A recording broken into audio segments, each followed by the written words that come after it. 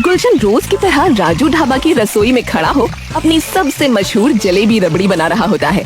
तभी ढाबे का मालिक राजू वहाँ आ जाता है। ए गुलशन भाई, अरे जल्दी करो, हाँ बाहर आपके दीवाने बैठे हैं। अरे थोड़ा इंतजार अच्छा होता है, स्वाद ज्यादा आएगा। हाँ राजू हंसकर बाहर आ जाता है और गुलशन तभी अपनी आंखें मसलने लगता है और कुछ देर के लिए उसकी आंखों के सामने का दृश्य कुछ धुंधला सा होने लगता है। अरे अरे ये क्या हो गया भाया?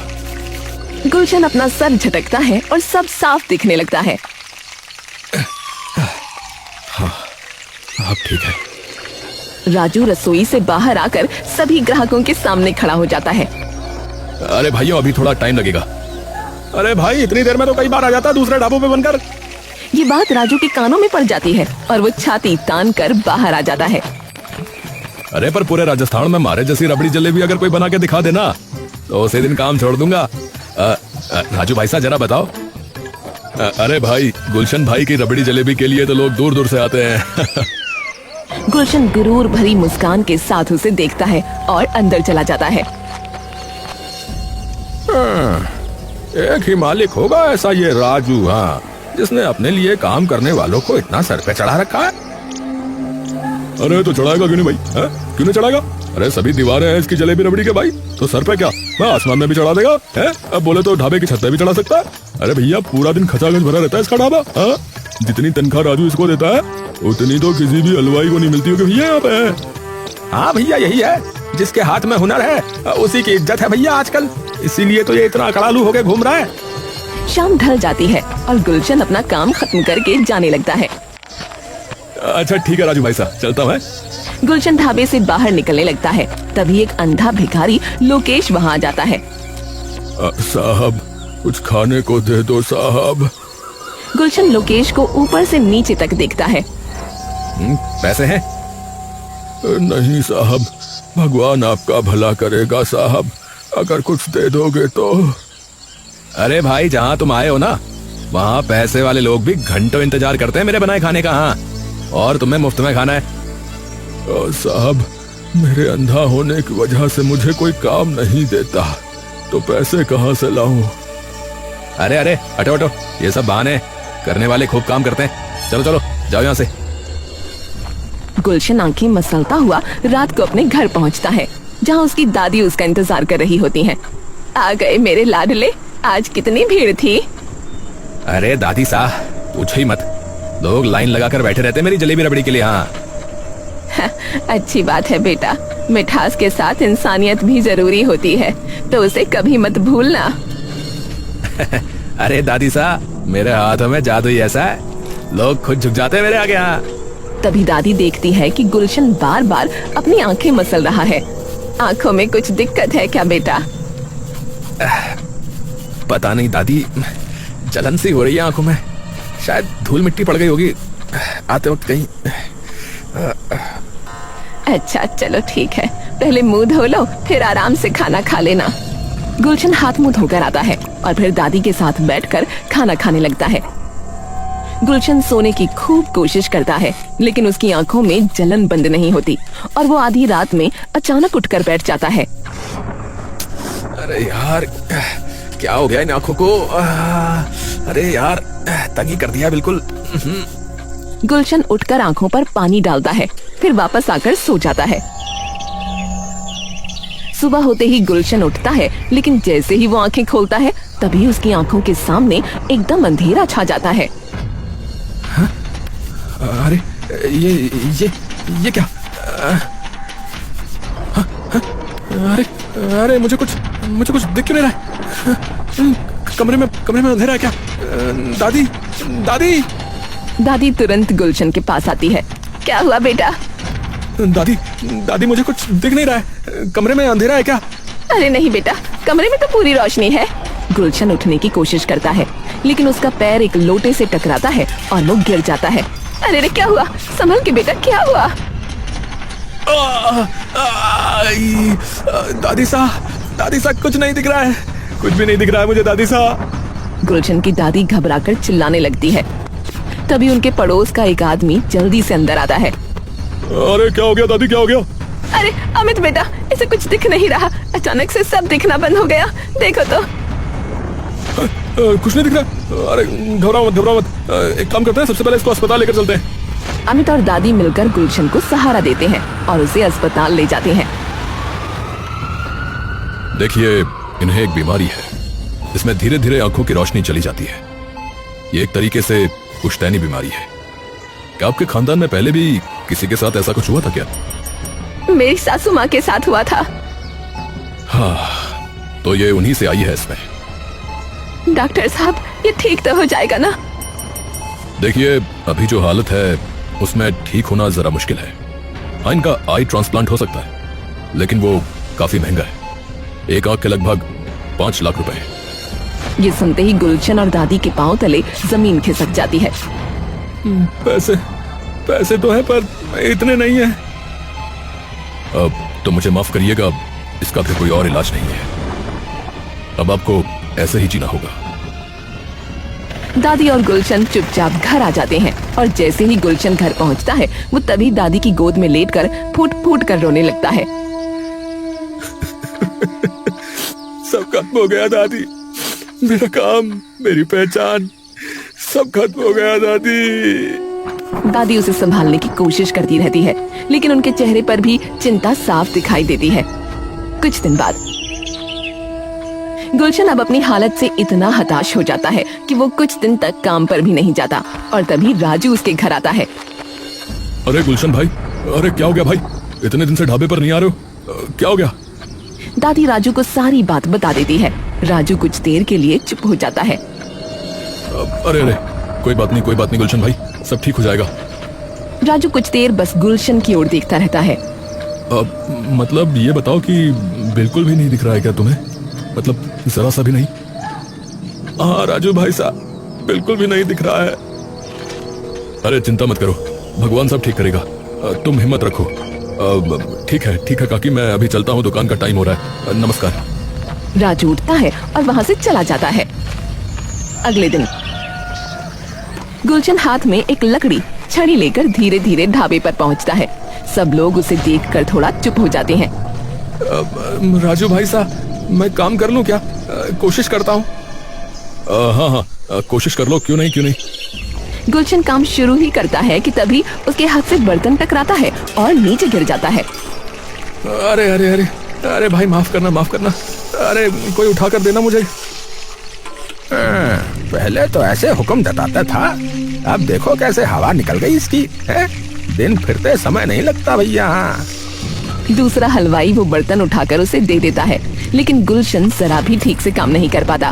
कभी चीनी ज्यादा गिर जाती है तो कभी दूध उबलकर बाहर आ जाता है। अरे कोई है? अरे जरा ये पकड़ा दो।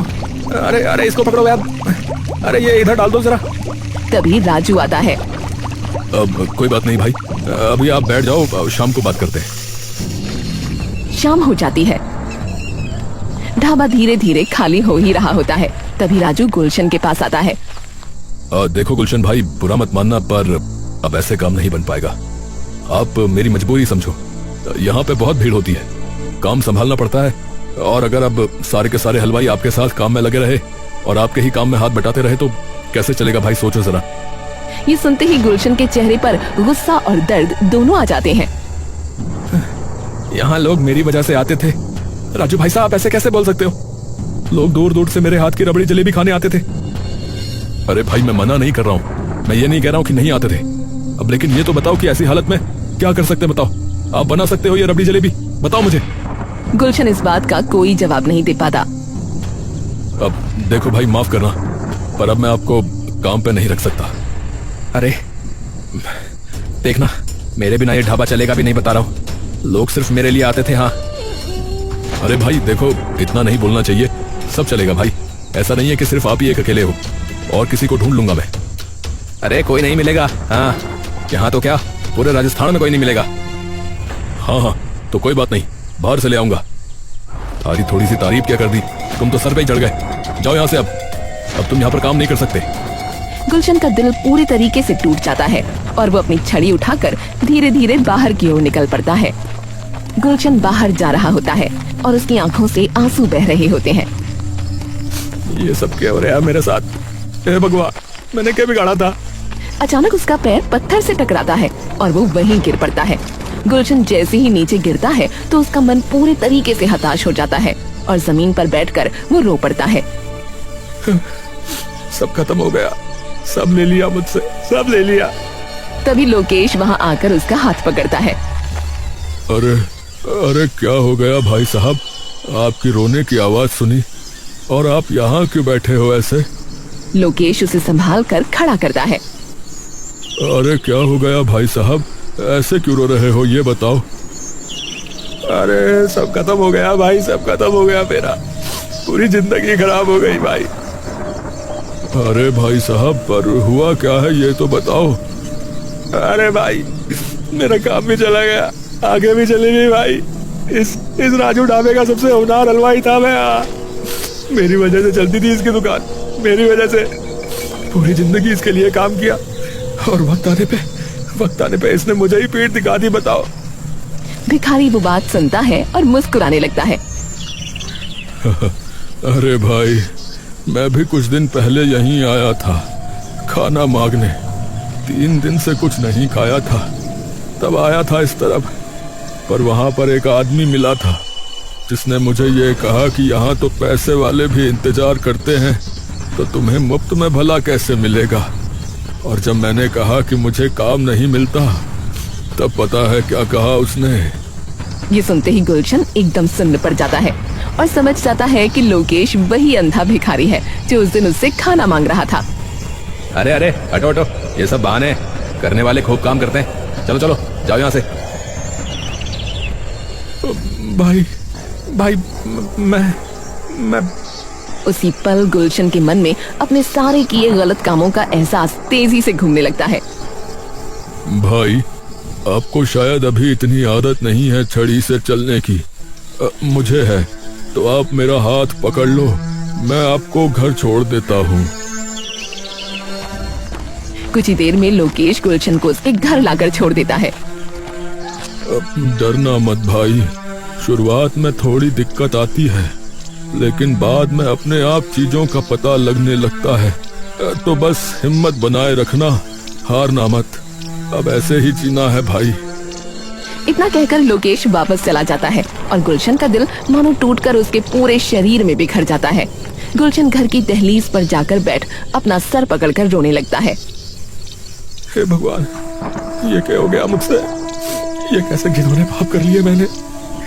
क्या अपने गरूर में इतना खो गया था कि कुछ देख ही नहीं पाया। मतलब मैं अंधा अभी नहीं हुआ हूँ, मैं तो अंदर से अंधा बहुत पहले से था, जो ये सब देख ही नहीं पाया, तभी दूसरे को चिढ़ाता फिर रहा था। तभी उसे मंदिर की घंटी की आवाज सुनाई देती है और वो आवाज के पीछे पीछे चलने लगता है। गुलशन मंदिर की सीढ़ियों पर जाकर बैठ जाता है। हे भगवान, गलती हो गई, मारे को माफ कर दो भगवान, माफ कर दो। आपको तो सब लोग परमपिता कहते हैं, अगर बेटा गलती करे तो उसे क्या माफी नहीं मिलती क्या भगवान? मैंने अपनी कला को एक घमंड बना लिया, सबको नीचा समझा, सबको अनदेखा किया। जब आंखें थी तब मैं कभी नहीं देख पाया कि मैंने कितने लोगों का दिल दुखाया है। और आज एक ऐसे इंसान ने मुझे मेरा सच दिखा दिया, जो कि खुद कुछ नहीं देख सकता। पर क्या किसी भटके हुए इंसान को दूसरा मौका नहीं मिलता भगवान? ए प्रभु, माफ कर दो। तभी एक बाबा वहां आ जाते हैं। पुत्र, मौका मिलता नहीं पर बनाना पड़ता है। जैसे ही गुलशन के कानों में उन बाबा की आवाज पड़ती है तो गुलशन एकदम से डरकर पीछे होने लगता है। अरे अरे, डरो मत बेटा, मैं तो मात्र तुम्हारी बात सुनकर यहाँ आया हूँ। पर आप हैं कौन? कोई भी नहीं, तुम फिर से गलत प्रश्न पूछ रहे हो। पहचान ही तो अभिमान है। तुम्हें अपनी पहचान का अभिमान था, इसलिए तुम आज मंदिर की सीढ़ियों पर बैठे रो रहे हो और दूसरे अवसर की गुहार लगा रहे हो। बाबा, मैं गुहार नहीं लगा रहा, मैं मात्र ऊपर वाले से प्रश्न पूछने आया हूँ कि अगर किसी से कोई गलती हुई है तो क्या उसे दूसरा मौका नहीं मिलता क्या बाबा? यदि मन ने अब भी वही घमंड है तो तुम उस मौके को नहीं देख पाओगे।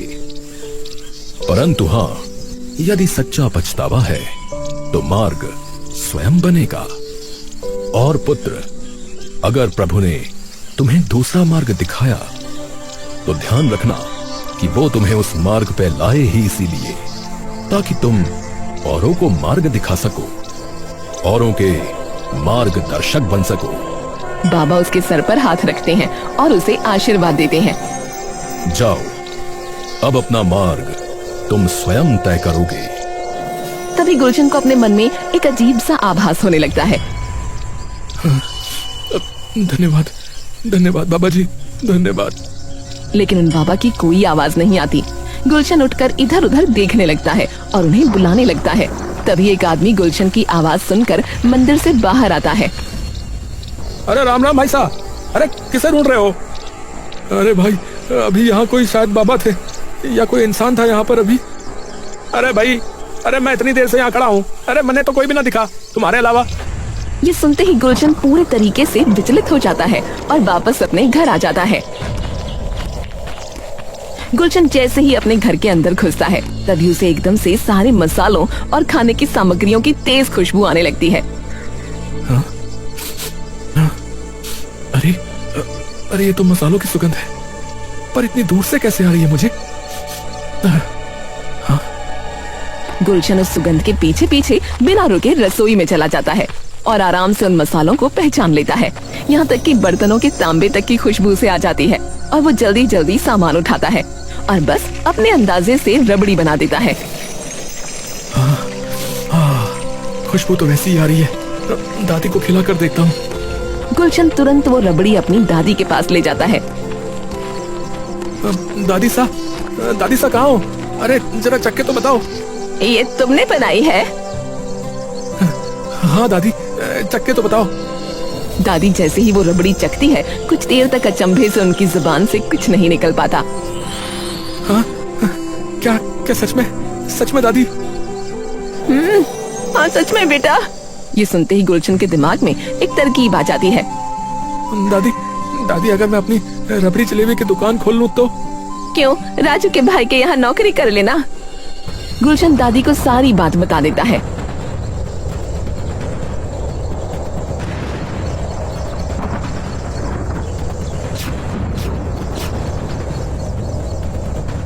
मैंने कहा था ना बेटा कि ये स्वाभिमान बहुत बुरी बला है, पर जो बाबा तुझे आशीर्वाद देकर गए हैं ना, मुझे तो लगता है कि वो शायद भगवान का ही रूप थे जो तुझे दूसरा अवसर देकर गए। वो भगवान थे या नहीं ये तो मुझे ना पता दादी, लेकिन वो मुझे शायद एक नया जीवन जरूर दे गए। और इतने पैसे तो मेरे पास हैं कि मैं अपनी एक दुकान खोल सकूं। कुछ दिन बाद गुलशन अपनी छोटी सी रबड़ी जलेबी की दुकान खोल लेता है, लेकिन पहले दिन वो खड़ा रहता है पर उसकी दुकान पर कोई भी नहीं आता। लोग उसे दूर से देखते रहते हैं लेकिन कोई उसकी दुकान पर नहीं आता। अरे भाई, अरे ये तो अब देख भी ना सकता। अरे कैसे बनाएगा यो? अरे कुछ उल्टा सीधा डाल दिया इनने, तो मारो काम तो दरो को दरो रह गए हो। गुलशन को ये सभी बातें सुनाई देती हैं, पर फिर भी वो सारी बातें सुनकर मुस्कुराने लगता है। और तभी लोकेश वहाँ आता है। भाई साहब, बड़ी जबरदस्त खुशबू आ रही है यहाँ से, कुछ खाने को मिल जाए, सुबह से कुछ खाया नहीं है। अरे भाई, तुम वही हो ना जिसने उस दिन मुझे घर छोड़ा था? अरे भैया, आपने दुकान खोल ली भैया? हाँ बिल्कुल खोल ली।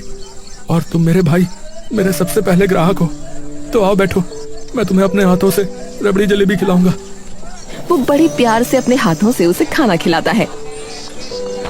तभी एक ग्राहक आता है। अरे भाई साहब, अरे तुम बिना देखे बना लेते हो क्या? हाँ भाई साहब, कोशिश करता हूँ। चलो फिर चक्के देखते हैं, लगाओ जरा एक प्लेट। अब फटाफट खिलाओ भैया, कहीं ग्राहक ना छूट जाए। गुलशन तुरंत उस ग्राहक को रबड़ी जलेबी बनाकर दे देता है और जैसे ही वो ग्राहक उसे चखता है, अरे भैया, अरे कमाल कर दिया भाई, है? अरे इससे ज्यादा स्वादिष्ट रबड़ी जलेबी तो मैंने कहीं ना मिली आज तक। माँ कसम खा रहा हूँ। धन्यवाद भाई, धन्यवाद। ग्राहक रबड़ी जलेबी खाकर वापस चला जाता है और गुलशन दोबारा से लोकेश के साथ जाकर बैठ जाता है। भाई, आपने अपना नाम नहीं बताया। लोकेश नाम है भाई मेरा। लोकेश भाई, मेरे यहाँ काम करोगे? ये सुनते ही लोकेश खुश हो जाता है।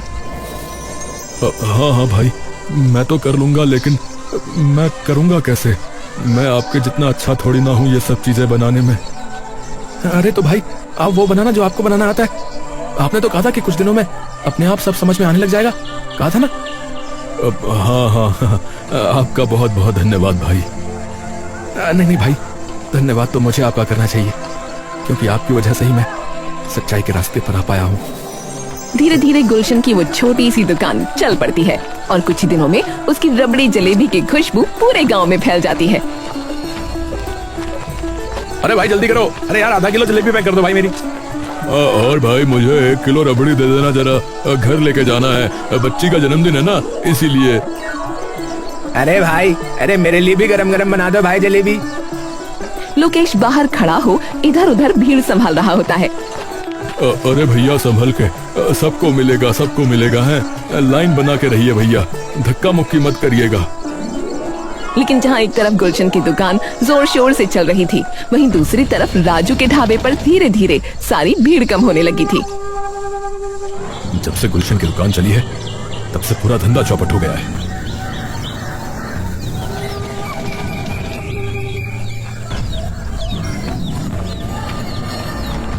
अरे गुलशन भाई कैसे हो?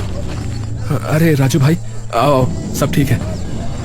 भाई माफी मांगने आया हूँ, उस दिन जो हुआ उससे भूल जाओ। थोड़े गुस्से में मेरे मुंह से बातें निकल गई। अब वैसे कुछ मन में मत रखना भाई, ठीक है? अरे कोई बात नहीं भाई, हम सब इंसान हैं, गलती हो ही जाती है। बदतमीजी से बात मैंने ही की थी पहले, तो माफी तो मैं मांगता हूँ।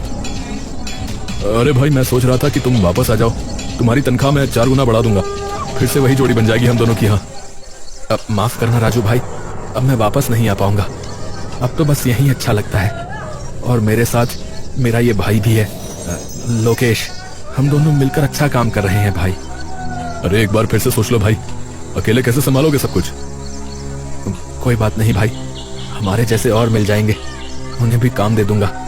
पता नहीं कितने लोग जरूरतमंद घूम रहे हैं। राजू समझ जाता है कि गुलशन वापस नहीं आ सकता और धीरे से वहाँ से चला जाता है। फिर एक दिन गुलशन और लोकेश बात कर रहे होते हैं। भाई लोकेश, अब इतने पैसे जमा हो चुके हैं कि आई ट्रांसप्लांट हो सकता है। मुबारक हो भाई। ये बताओ कि तुमने नहीं करवाना चाहा क्या आई ट्रांसप्लांट? अरे भाई मैं भला कहाँ से करवाता, पैसे ही नहीं थे। गुलशन कुछ देर के लिए बिल्कुल शांत हो जाता है, तभी उसके मन में उन बाबा की कही वो बात गूंज पड़ती है। पुत्र, अगर प्रभु ने तुम्हें दूसरा मार्ग दिखाया तो ध्यान रखना कि वो तुम्हें उस मार्ग पे लाए ही इसीलिए ताकि तुम औरों को मार्ग दिखा सको, औरों के मार्गदर्शक बन सको। गुलशन मुस्कुराता है। अरे भाई, है ना, अब क्यों नहीं है? कल चलो मेरे साथ, तुम्हारा इलाज हो जाएगा। अरे भैया ये कैसी बातें कर रहे हो? आपका क्या होगा? पैसे शायद इतने भी तो नहीं है कि हम दोनों का ही इलाज हो जाए। अरे भाई कोई बात नहीं, तुम मेरे भाई हो, तुम्हें ज्यादा जरूरत है। डॉक्टर दोनों की आंखें चेक कर लेता है। माफ करना लोकेश, आपका ट्रांसप्लांट नहीं हो सकता क्योंकि वक्त बहुत हो चुका है। कोई बात नहीं डॉक्टर साहब, कोई बात नहीं, मुझे तो वैसे भी अब आदत हो गई है। ये सुनकर गुलशन उदास हो जाता है। हाँ तो गुलशन, आप कल आकर एडमिट हो सकते हैं। गुलशन कुछ नहीं बोलता और चुपचाप उठकर वहाँ से चला जाता है। लोकेश भाई, मैं नहीं करा रहा, अगर आपका नहीं हो पाएगा तो। अरे गुलशन भाई चिंता क्यों करते हो, अब कुछ बदल थोड़ी ही ना जाएगा। तभी राजू भागते हुए आता है। अरे गुलशन भाई बचा लो, मेरी पत्नी, उसकी आंखों की रोशनी चली गई, एक्सीडेंट हो गया उसका। ना मेरे पास इतने पैसे हैं, ना कोई रास्ता ही समझ में आ रहा है, मैं क्या करूं बताओ। गुलशन ये सुनकर मुस्कुराता है और राजू के पास जाता है, उसके कंधे पर हाथ रखता है। आप कल भाभी को हॉस्पिटल ले आना, मैं वादा करता हूँ सब ठीक हो जाएगा।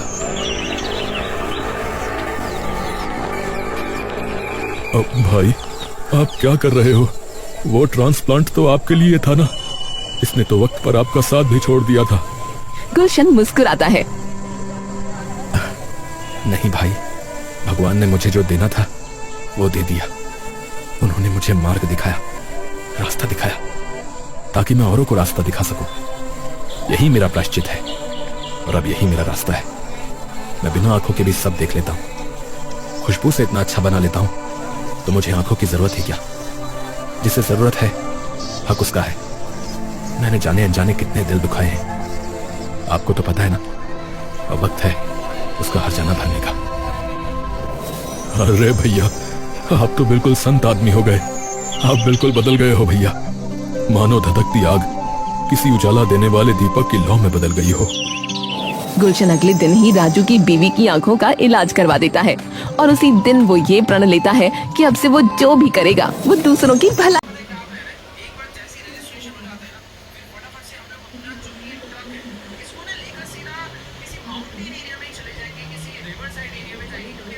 सपोर्ट करो गाइस, सपोर्ट करो। और अभी क्या है कि सपोर्ट की ज़रूरत है मुझे।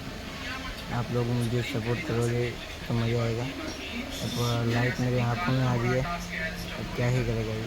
ठीक है, मुझे ये करना पड़ रहा है, जब तभी देखेंगे। ठीक है, बाय बाय। बाय नहीं, मुझे आपको और भी बात कर बतानी है कि भाई मेरी आँखों में लाइट आ रही है ना, तो मेरे को मज़ा नहीं आ रहा। बट आप लोग मेरे को सपोर्ट करोगे, मेरे को सपोर्ट करोगे तो बहुत मज़ा आएगा। ठीक है, मैं बहुत मेहनत करूँगा प्लीज़।